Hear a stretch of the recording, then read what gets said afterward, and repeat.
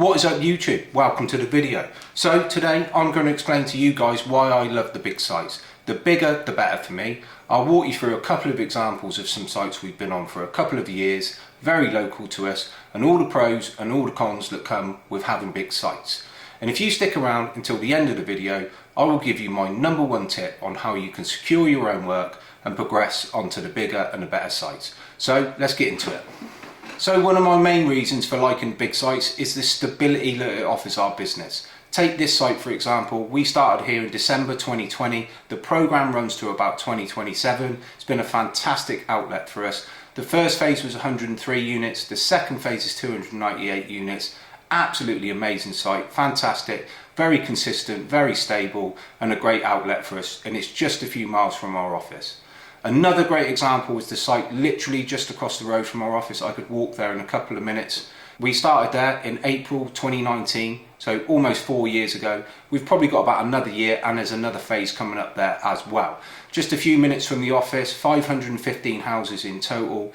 Absolutely amazing site, very stable, very consistent, and just been a great outlet for us. So another massive plus to the big sites is consistent cash flow.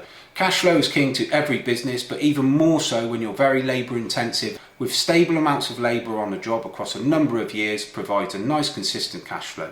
Our single biggest outgoing every single fortnight is our wage bill, and with a stable consistent amount of labour on site provides a stable consistent amount of cash flow, and it makes your life so much easier.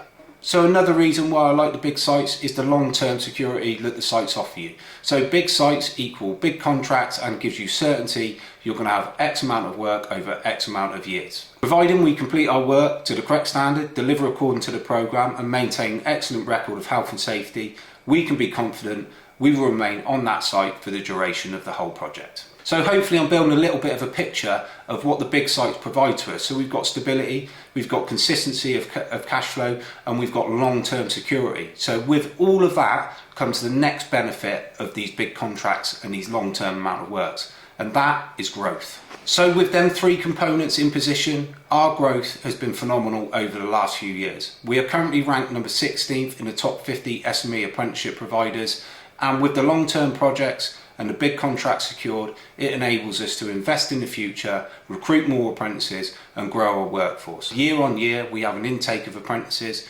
Some of our apprentices have actually been on the same contract for the whole duration of their college time, which has been fantastic for their progress, and they really are coming out of our system a real class act and a real credit to our business. So with the stability, the consistency of the cash flow, the long-term security, we can be confident that we can invest in the future, take on more apprentices and grow year on year. So the final piece of the jigsaw puzzle of why I like the big sites is economy of scale. So quite often if we was going to do one or two houses, we would appoint a black hat supervisor for that particular development who would liaise with the site manager, other trades, the scaffolders, maintain health and safety, make sure the quality is correct, etc. So we would have the same management team in place for 2 or 3 houses as we would for 103 houses. So as you can see, we get much more bang for our buck out of our management team when we're on a big site with say 25-30 bricklayers as we would with a small site with say a 5 and 2 on. It still requires the same focus, it still requires the same attention to detail, and it still requires the same level of supervision. So the big sites offer great economy of scale. And also we're quite often awarded both the brickwork contracts and the scaffolding contracts, so we've got even better economy of scale. So when I go to site, I'm effectively visiting 2 sites in one, which makes us more money, more scalable and more efficient.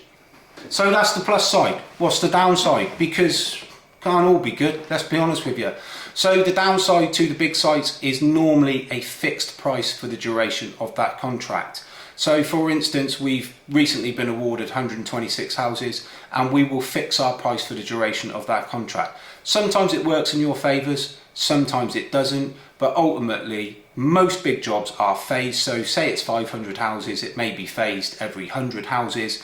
So as long as you're doing a good job, as long as you're maintaining the programme, as long as you've got a good health and safety record, when you've completed phase 1, you will often go in and negotiate phase 2.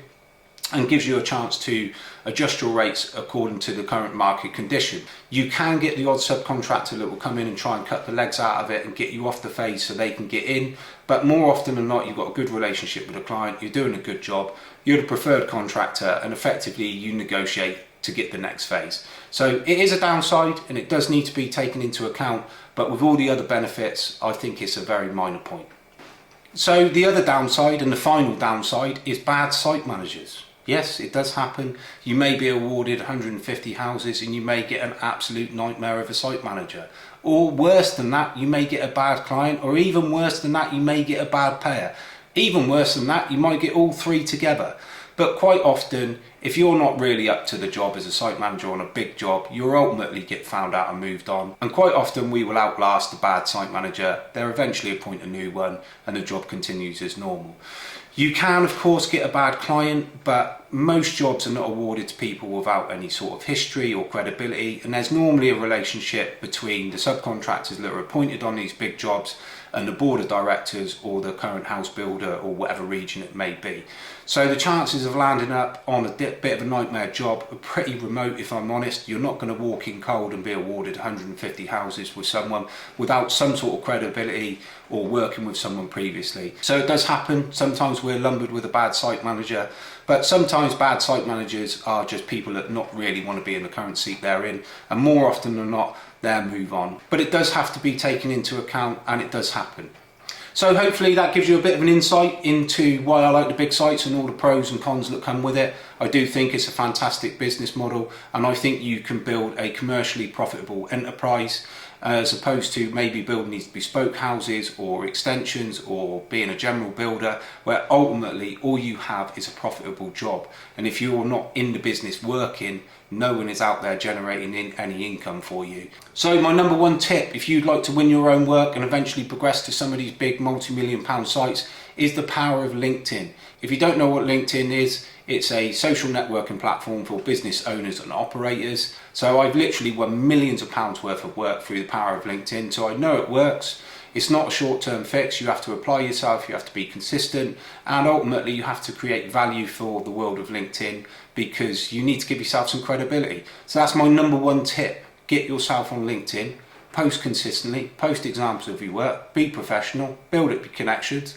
Activity creates opportunity, and before you know it, you'll be pricing against us. So I shouldn't give away all my tips. Hopefully you found that useful. Check out some of our other content. We also build our own houses, so click the video on the screen now. Give that a look. And I also have done a video on the first quarter of 2023 and my predictions going into the second quarter of 2023. So check that out. Thanks for watching. Please like, comment and subscribe, and I'll see you next time now.